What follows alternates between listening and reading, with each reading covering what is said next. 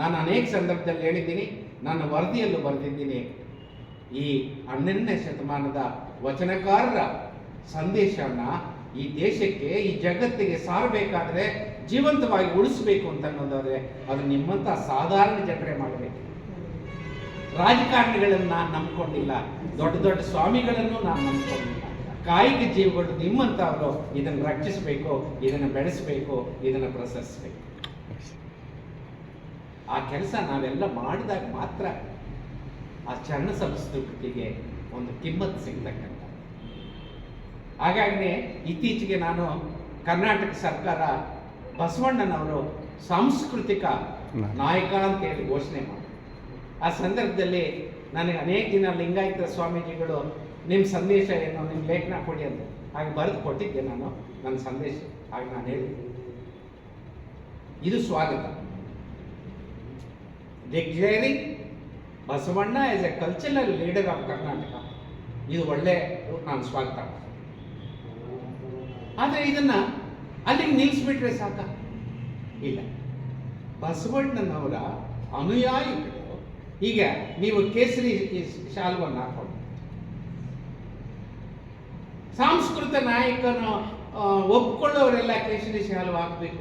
No. ನೀವು ಬಂದು ಹಚ್ಕೊಳ್ತೀರಾ? Fine, ನೀವು ಹಚ್ಕೊಳ್ತೀರ.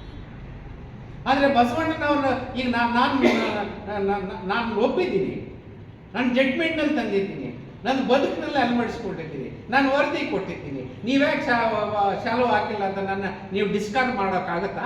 ಇಲ್ಲ. ವಿಭೂತಿ ಹಚ್ಚಲಿಲ್ಲ ಅಂತ ನೀವು ಡಿಸ್ಕಾರ್ಡ್ ಮಾಡ್ಬೋದಾ ನನ್ನ? ಹಾಗಾಗಿ ವಿಭೂತಿ ಹಚ್ಚೋದು, ಲಿಂಗ ಕಟ್ಕೊಳ್ಳೋದು, ನೀವು ವೆಜಿಟೇರಿಯನ್ನ ನಾನ್ ವೆಜಿಟೇರಿಯನ್ನ ಯಾವ ಸಂಪ್ರದಾಯಗಳು ಅದು ನಿಮ್ಮ ವೈಯಕ್ತಿಕ ವಿಚಾರಕ್ಕೆ ಬಿಟ್ಟು. ಆದರೆ ಬಸವಣ್ಣನ ವಿಚಾರಗಳು ಎಲ್ಲಿ ರಿಫ್ಲೆಕ್ಟ್ ಆಗಬೇಕು? ಆಡಳಿತದಲ್ಲಿ, ಸರ್ಕಾರದ ಆಡಳಿತದಲ್ಲಿ ರಿಫ್ಲೆಕ್ಟ್ ಆಗಬೇಕು. ಸರ್ಕಾರ ಮಾಡ್ತಕ್ಕಂಥ ಕಾರ್ಯಕ್ರಮ ಯೋಜನೆಗಳಲ್ಲಿ ರಿಫ್ಲೆಕ್ಟ್ ಆಗಬೇಕು. ಸರ್ಕಾರದ ನೀತಿಗಳಲ್ಲಿ ರಿಫ್ಲೆಕ್ಟ್ ಆಗಬೇಕು. ಶಾಸಕಾಂಗ ಮಾಡ್ತಕ್ಕಂಥ ಕಾನೂನುಗಳಲ್ಲಿ ರಿಫ್ಲೆಕ್ಟ್ ಆಗಬೇಕು. ನ್ಯಾಯಾಂಗ ಬರೆಯತಕ್ಕಂಥ ತೀರ್ಪುಗಳಲ್ಲಿ ಬಸವಾದಿ ಚರಣರ ಸಂದೇಶ ರಿಫ್ಲೆಕ್ಟ್ ಆಗಬೇಕು.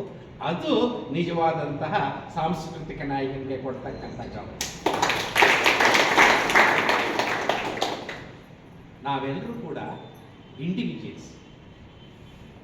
ನಮ್ಮ ಬದುಕಿನಲ್ಲೂ ಕೂಡ ನಾವು ಅದನ್ನು ಅನುಷ್ಠಾನಗೊಳಿಸೋದಕ್ಕೆ ಸಾಧ್ಯ.